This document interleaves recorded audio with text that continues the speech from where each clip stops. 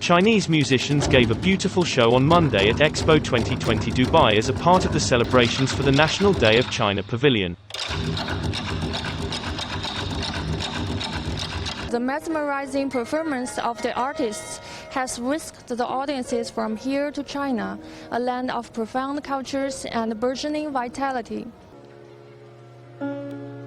After a violinist and a pianist played Butterfly Flowers, a beautiful piece that tells a wistful love story, a children chorus came to the stage and won the heart of the audiences with their sweet voices.